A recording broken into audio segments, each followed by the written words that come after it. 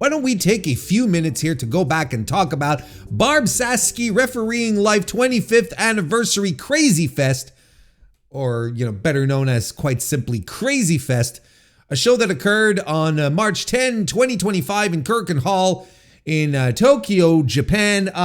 It's been a few days since. It's been about 15 days since the show's taken place. Warren, you're a little late to the party. Well, I got around to it during the week that I decided to just take a step back and and break away. I've been meaning to do a review, but better late than never. It's never too late to get into a good little wrestling show. And this is what I think this was. This was a fun wrestling show that was put together by BARB SASAKI, well-known, rather famous, rather legendary. I guess should we trot out the legendary? Sure, why not? Legendary referee there over in Japan. And the show that he put together here was essentially, a sort of a mishmash of all sorts of different types of wrestling, to give you a buffet of stuff that you should end up enjoying. There's stuff here, I think, on this show for everyone, just as there's things that might absolutely turn you off, particularly the top two matches of the show, which are flat out death matches, but maybe you're not into that. Maybe you're into some comedy wrestling. There's that here that happens. Absolutely. Maybe you just want to see some straight up Joshi. Well, there you go.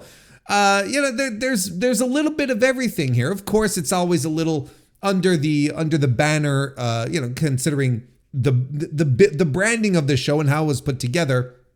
You're expecting matches that have exhibit excessive violence. So if it's that kind of thing that really turns you off, well, I don't know what to tell you. Maybe don't watch it. But I'd even go as far as to say that even if you don't like deathmatch wrestling, I think that I think that this is a good show nonetheless. I think this is something that you can absolutely get into. Look, the main event, we're going to get to it, but obviously, because it's on the show and we're reviewing it, the main event was absolutely spectacularly bloody and brutal and the most deathmatchy match you could think of. But even I, myself, who is not necessarily a guy who chases down deathmatch wrestling, I don't have any issues with it, really, but I don't actively seek it out. You have to combine a certain amount of good qualities. You have to put together a significant amount of tasty ingredients in this roast for me to watch, for me to partake, to taste it, to enjoy it. Even I was thoroughly entertained and ended up watching one of my favorite matches of the month, without a question about it. There's some spoilers for you, in case you were wondering where I stood on that. But again, I can't stress enough that I understand that that deathmatch wrestling is absolutely not everyone's cup of tea. And I don't blame anyone who'll be like, Warren, I'm not going to watch this. And that's absolutely fine. But again, as someone who doesn't consume it on the reg, I sat down, I watched the show, I thoroughly enjoyed it, thought the main event was excellent. We'll get into the reasons why, but I feel like I can safely say, look, if you want a truly good professional wrestling death match, this is the one for you. This is what you should. This is the one you should lay your eyes on and enjoy, because it was extremely good. And I wasn't alone in thinking this was extremely good. There were over 1,600 people in Korakuen for this, which is tremendous. There's a lot of pro wrestling shows right now heading into Korakuen that are filling up the hall, which is tremendous. Korakuen is usually, it's the smart crowd who goes there, right? It's a lot of hardcore wrestling fans who go there, but this is not to say that they pack out the venue with every show that goes there. However, we have seen recently, New Japan have some good nights there. We saw Stardom recently have one of its best nights ever in Korakuen, if not the best. We've had Noah, who got close to very, very, very close to filling out the arena at 1,550 people in there. So it's like, there's a good uptick in attendance in Korakuen for a lot of promotions, which I would like to think that is a good sign that not only the business is improving in Japan, but more importantly, the promotions are putting on shows and putting together events, pushing people, creating matchups that are captivating the smart fans who then go to Korakuen to fill it out. And then normally these are typically trends that you'll be able to follow in other venues as well. So the fact that this show, essentially an independent show, not under the New Japan banner, not under any banner, not even under the Freedoms banner, nothing, essentially filled out to max capacity. Korakuen Hall, I think I heard, I had someone tell me that they even had the balconies open at the top, and they had people standing around. So, if that is indeed the case, this was a tremendously successful show, and I think there was a lot of reasons for that. And I would dare say that the people who were here on location for the show, who showed up, did not leave disappointed in any way, shape, or form. This was a really fun show. I enjoyed this show. I didn't enjoy everything on the show, but I enjoyed most of the show, and I enjoyed it where it mattered, which was in the business end of the show, which you could argue were the last two matches, and we're going to start by talking about those. Start by talking about the main event specifically, which is the fluorescent light and glass board extreme three-way death match, could be a dance, a dance of death as well. Like, it could be that too, but it wasn't. Where Jun Kasai got the best of his opponents, Masashi Takeda and El Desperado. So, again, I am not a big deathmatch guy. And, when I think of death matches, there's kind of a, this is what I look for in a death match is good professional wrestlers. And that might sound a little weird, but I very much adhere to, the way Joe Lanza approaches deathmatch wrestling. If you have in this type of environment, in a death match, if you are able to put in that environment 3, 2, 3, whatever, any number of guys, let's say 3 in this case, who outside of deathmatch wrestling are actually good wrestlers, then you have a recipe here for a truly entertaining, well put together, smartly put together match that will use all the deathmatch tropes, but will not steer away from the fact that this is a pro wrestling match, and the pro wrestling will still have a level of significance. And that is important. There's nothing worse to me than having guys or gals, throwing shit at each other, dropping each other on shit, and then that's pretty much it, right? I do often think that, the death match, a lot of death matches, especially in the United States, is just like throwaway excuses for people to get some gore, for people who aren't necessarily super talented pro wrestlers to get in a ring and do wrestling things, but with it under this umbrella and get away with it, so to speak. In this case, the case of this main event. We got all the blood and all the light tubes you could have wanted. You got all of the gallons felt like of blood pouring all over the place. But in its structure and the way it was delivered, it ended up being like just a fantastic match that told a terrific story, that built to some great drama, and that I couldn't help but get invested in. I thoroughly enjoyed this match. And look, needless to say, it all started off very quickly when Takeda tries to throw El Desperado into one of the glass panes. They brought in 2 glass panes on top of the tubes and everything, right? Because they had the tubes all around the ring, and they had glass panes set up on either corner. And Takeda tries to throw El Desperado into one of the panes, and it doesn't shatter. So they do it another time. Takeda tries to throw Desperado through it, and it still doesn't shatter. So then Sakai comes in, and he and Takeda both double team suplex Desperado through the pane, and it finally shatters. And no, in case you're wondering, it was not sugar glass.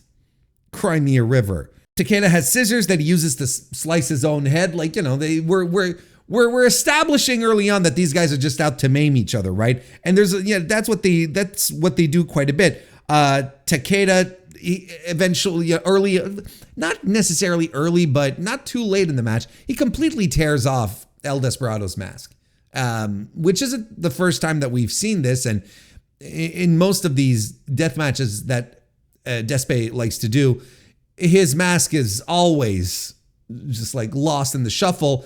So there's a degree, for me, to Desperado losing his mask means he's just getting, a crimson mask to replace it. Oh, see?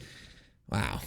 That gave me shivers. So Takeda tears off Desperado's mask and uses his scissors on top of that to sort of slice the forehead.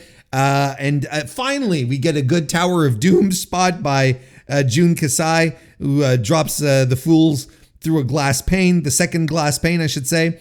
And Desperado, man, at this point, he's just bleeding. And he is high level Muda scale. He might even be breaking the Muda scale with how much blood is pouring out of the man. And it is fascinating. It truly is like carry level. Like, I don't even think I think we've broken through the Muda scale, and we are now into the carry scale. It is astounding. And look, they've been going at each other so much with light tubes already. The glass panes. The ring is covered in glass. Like, there's not an inch of the ring that doesn't have a little snowy covering of just prickly little shards of glass. Desperado topes onto light tubes, like directly into them, that are held by Sakai and Takeda. Honestly, Desperado in this match was just absolutely bonkers. Like, I know he loves this shit. I know he enjoys the occasional death match, right? I know he does. But Jesus Christ, like, he was so much into this. It was crazy. We get a barbed wire board out, onto which Takeda and Desperado Spanish fly onto the board, and then we get boards with forks on them, and Takeda Uranagi's El Desperado onto the forks. I'm telling you, Desperado did this match and was like, dudes, I want to take everything. I don't know what we're doing. I don't know what you guys have planned, but I'm taking everything in this match. He even takes the skewers. We get the skewers at some point, and he's the one who gets them shoved into his skull. So at this point, here's the thing. At this point, the lads are out of weapons. They've There's a few light tubes left, sure, okay, but like everything that was around the ring expended, it's gone, you know, it's done. The glass panes are done, the skewers are done, the board of forks is done, the barbed wire board, did I say the bar? Well, I will say it again. The barbed wire board is done. We've been through everything. And this is what I really like. This is what really put this over for me. Outside of the insane effort that these guys were putting in, the drama that they were building to, from this point on, these guys start throwing moves on each other. Then, because they're like, look, they realize that they've tried to end each other with all of the actually violent weapons, all of the shit that can draw blood. Now they switch over to, okay, none of this worked. We're all still alive and you know, fighting here. So the only way to beat you guys, essentially, is to use wrestling moves. And that's what they start doing. They start dropping each other with all sorts of moves. Don't forget, onto this nice cushy glass that is all throughout the ring. And they're kicking out, the other guy's bringing up the pin, you know, and it gets really, really dramatic, and the crowd is more and more into it, and I am more and more into it. It's just bonkers. And yes, the guys are torn up, you know, as you would expect, their backs and whatnot, but none even close to how mangled El Desperado looks. He was 100% the MVP of this match. And this stretch is just absolutely phenomenal. They slug it out at each other. They're covered in blood. Their backs are full of glass. You know, they've got, it's stuck to them. It's either embedded in their flesh, or it's stuck to them because they're covered in blood and sweat, and the other dude's is blood and sweat. You know, Kasai does a pinche loco at around this part. It looked absolutely sick. But that's how he ends the match, if I'm not mistaken. He lands a pinche loco on El Desperado to get the win. And don't forget, El Desperado is the IWGP Junior Heavyweight Championship. Now, this is the kind of shit that El Desperado comes in and he's like, "No, I'm taking." You know, he's good pals with Sakai. They're both sickos. So he's like, "Nah, I'm fine with taking the pin. I'm fine with it. I'm fine with it." But the thing is that Jun Sakai just pinned an IWGP champion. So technically he should be up for a title shot. So, you know, I'm watching that and like, wait, what? Like, I wish, like, when you say 100% sure, I would have bet the house on Takeda taking the pin, legitimately. Thank God I didn't. See, this is why I don't gamble. I've told y'all multiple times, I'm not a gambler. Then this is why. Because I would have went all in on this shit and I would have lost it all. It's tremendous. I mean, it makes sense after once it happens, you're like, well, okay, of course, El Desperado. But nonetheless, now does this mean Jun Sakai is gonna have a championship title challenge? Probably not. Probably not, right? Like, I don't. How much? What does he build at for his weight? Well, he could. He's built at 88 kilos, 194 pounds. So he is a junior heavyweight. Look, I don't know what's going to happen next.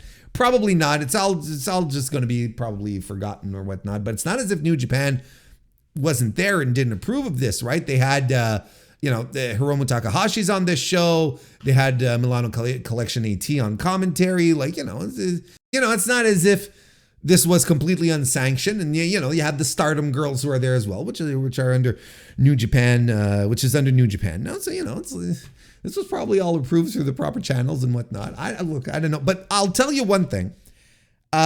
This is not trash bag nonsense deathmatch bullshit that you will often see, like I said, and particularly on the American indies. This was brutal. Don't get me wrong. It's brutal. It's violent. It's visceral. But there was a compelling story and some great wrestling drama happening in this match that you can't just like poo-poo it away.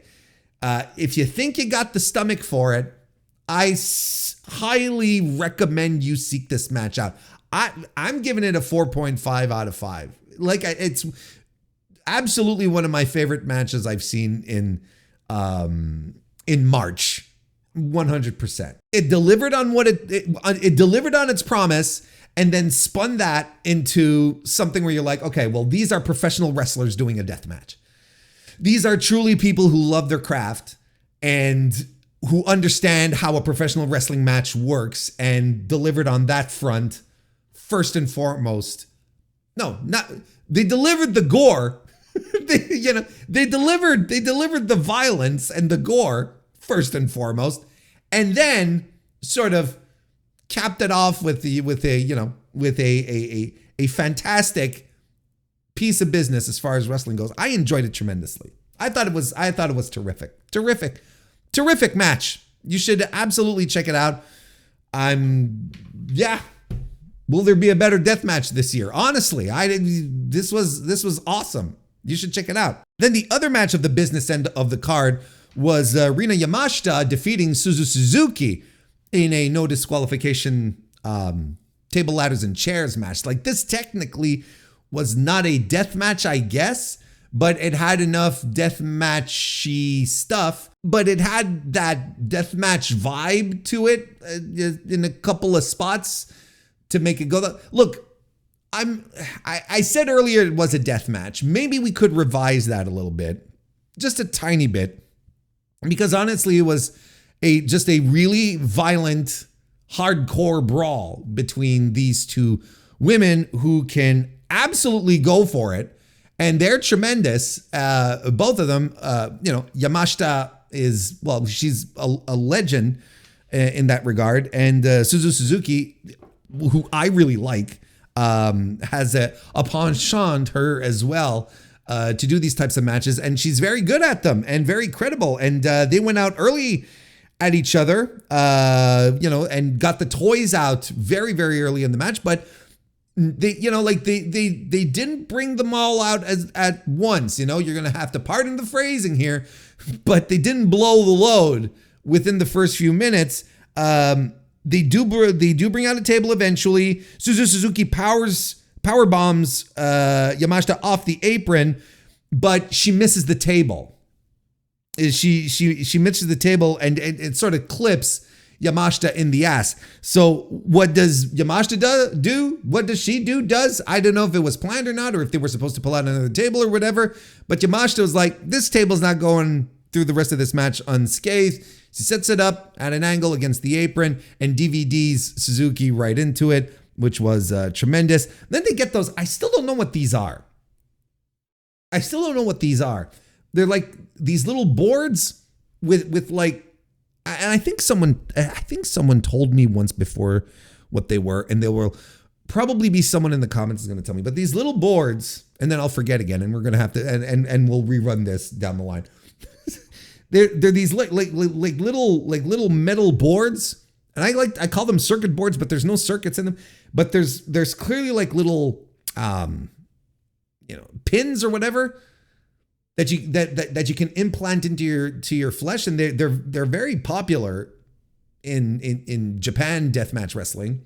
So these get pulled out, and Yamashita and Suzuki both drive them into their own heads, not the other girls' heads, their own heads. And Yamashita immediately the blood just starts like flowing down her face in a terrific visual, to be completely honest with you. There's a powerbomb onto chairs by Suzu Suzuki, because they get some chair stacks into the ring and whatnot. But Yamashita is back up, kicks her down. So after Yamashita drove Suzuki through the table, she broke the table apart and then threw in the wooden parts into the ring so they could use them later in the match. And they did use them to pelt each other across the head with it. And it was You're like, okay, fantastic. CTE, here we go. I mean, it's not real wood, it's a composite, right? And you can see it when it finally breaks apart. Like it's not, it's a sturdy composite, but it's not wood. They're not cracking each other's heads with mahogany or pine. It's a great visual. Poison Rana by Suzuki, a scrunchie also by Suzuki on some chairs. Set out pile driver by Yamashita, who also lands a scrunchie, and she does a couple of razor's edges, like a sit out version of it, and then a full blown one on Suzuki to get the win. I thought this was a lot of fun. Good, brutal, violent. This is why sometimes people when people get really, really excited at the nice little polite weapons wild matches that we get in NXT sometimes, and people get really, really excited and they're like, oh my god, they're going to places, and I'm like, well, yeah, not really. It's this type of match that I look at and like, that just is my basis as comparison.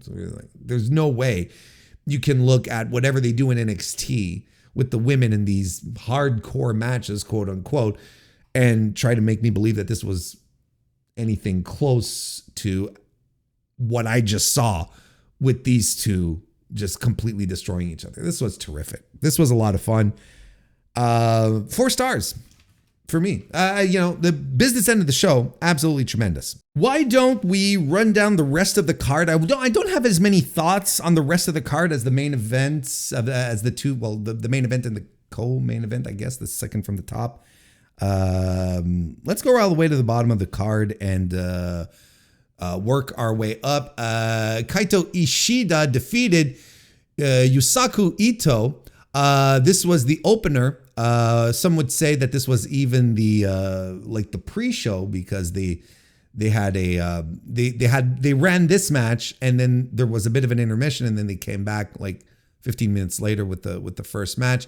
If you pop in on stream once in a while, I will often make fun of GLEAT, the wrestling promotion, saying that it is not a real wrestling promotion. That's a little meme. It's not necessarily just mine, but it's one that I believe in and I like to propagate. And if you don't believe me when I say that GLEAT is not a real promotion, well, let me tell you, Kaito Ishida is the G-Rex champion in GLEAT, which is essentially their top guy. It's their world title. It's the top title of the company. And so it's your top guy who is wrestling the opener. He's wrestling the pre-show match. He's wrestling the curtain jerker. If GLEAT was indeed a real promotion, they would not be okay with their top guy wrestling a singles match to curtain jerk this show. I wouldn't think. I wouldn't. Put him in a multi-man match, sure, but a singles match and in an opener that kind of felt like a pre-show. Hiromu Takahashi and Takayuki Ueki defeated the Brahman brothers. And this was one of the worst things I've seen in pro wrestling this year so far. God, this sucked.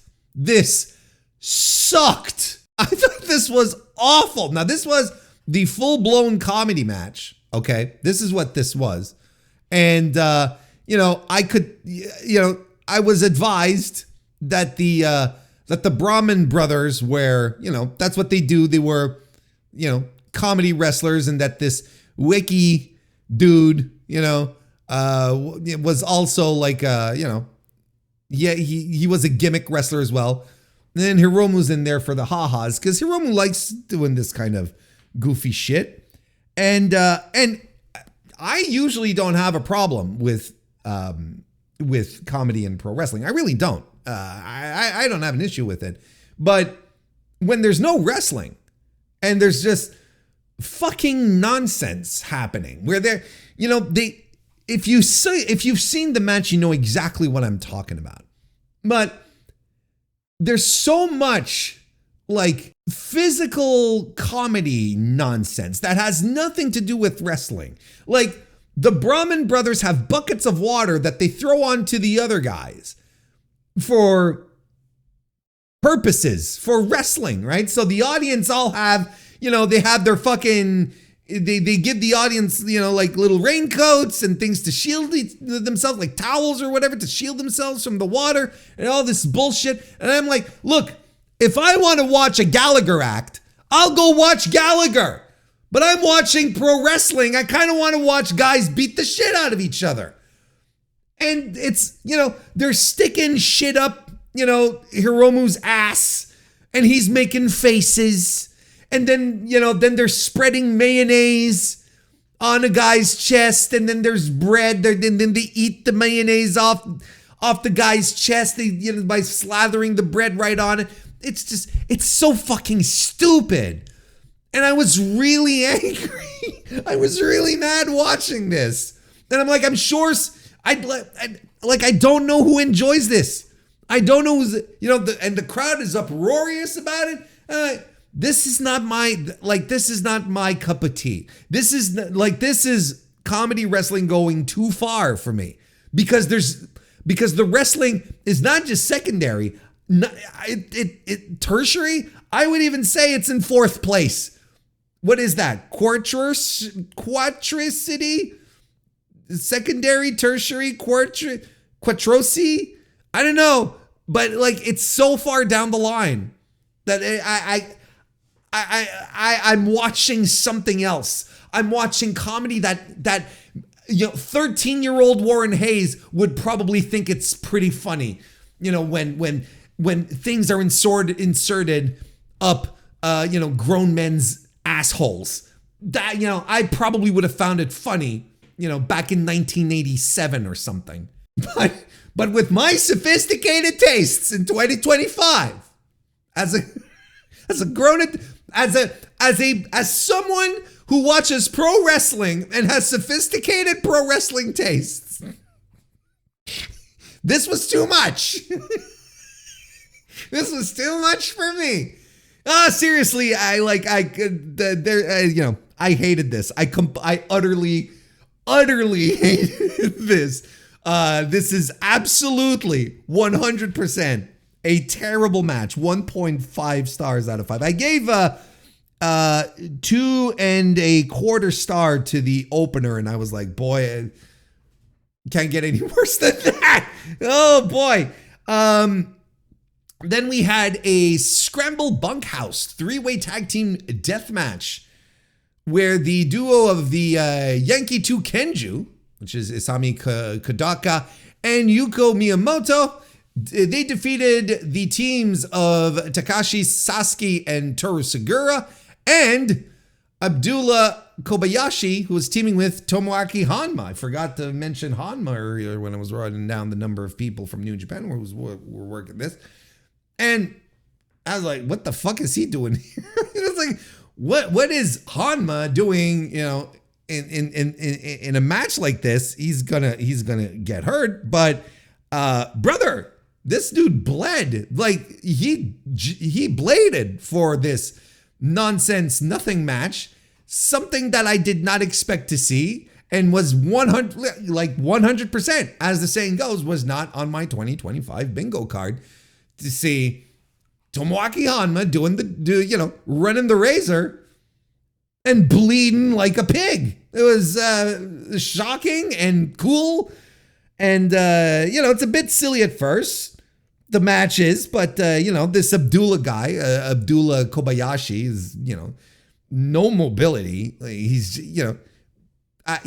clearly I understand why he calls himself Abdullah, because he's absolutely 100% referencing Abdullah the Butcher, and he looks, he's got the same size, he's got the same shape, same level of mobility. So, absolutely, like, this is one of these deathmatch wrestlers that I'm like, I got no interest in this, because this guy can't wrestle. This guy cannot wrestle. This, so, he reverts to the nonsense to do what he has to do to pay the bills, to get booked, whatever the fuck, right? And finally, like towards the end, you know, the Yankitu Kenju guys get some moves in, and they land a swanton. There was a bat.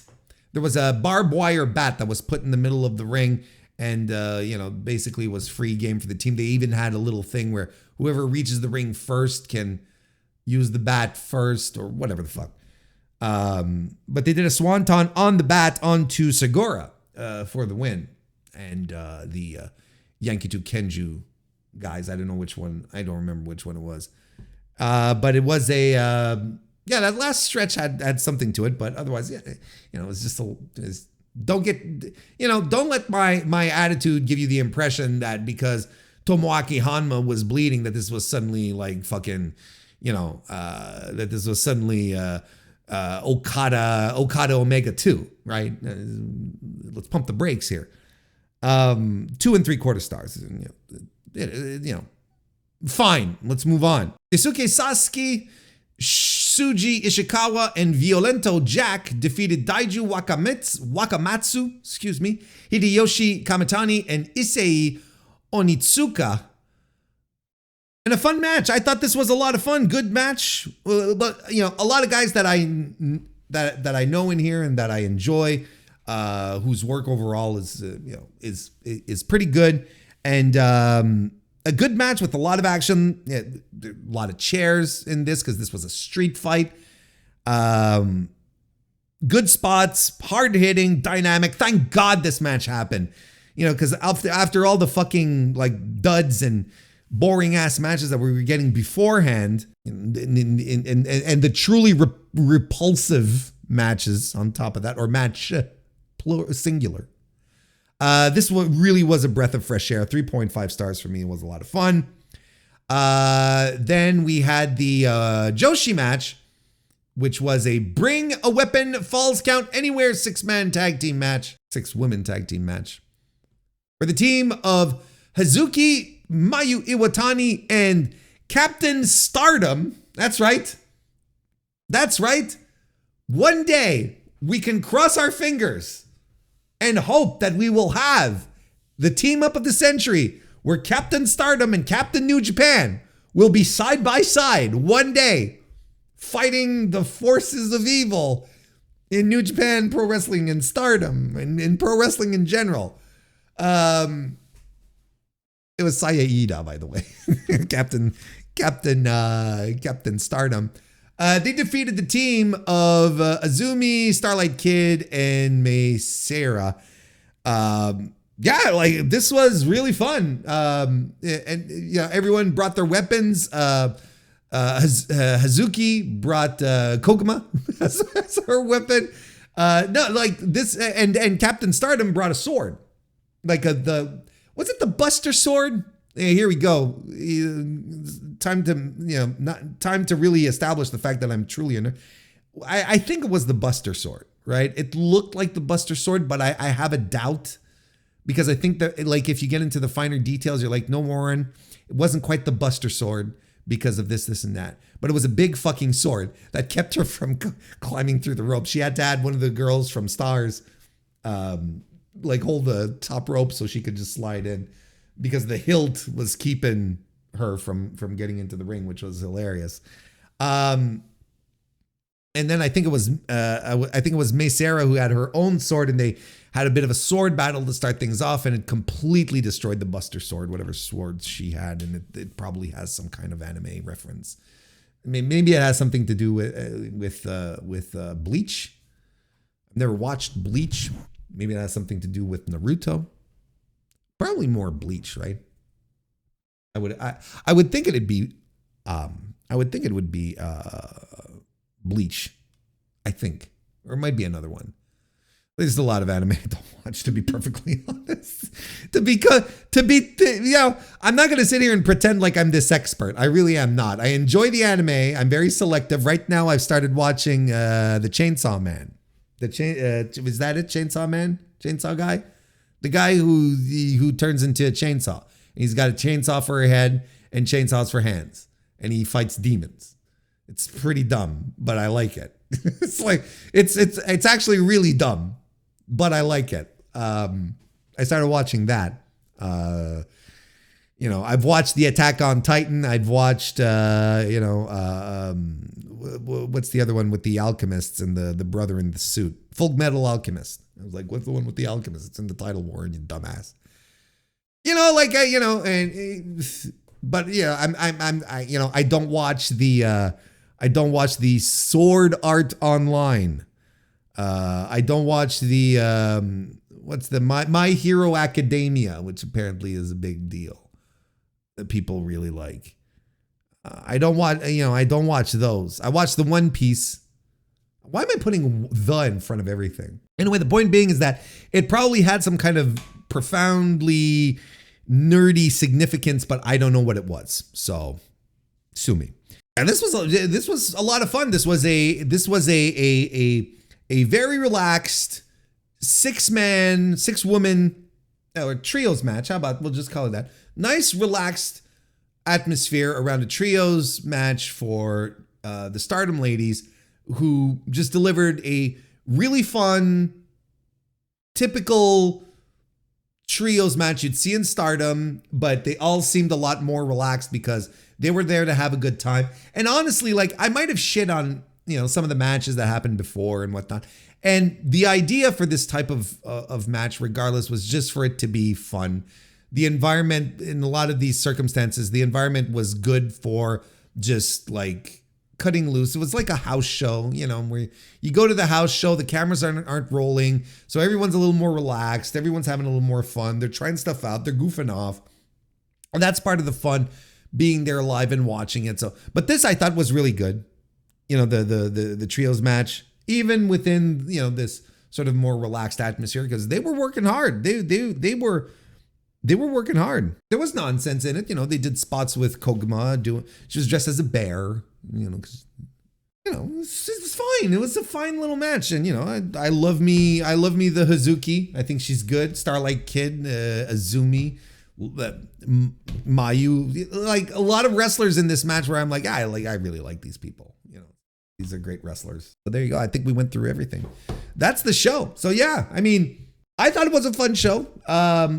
Again, a top match occurred, but you got to have, I think you kind of have to have the stomach for it. If you don't bother. But if you want to give it a try, let's just say,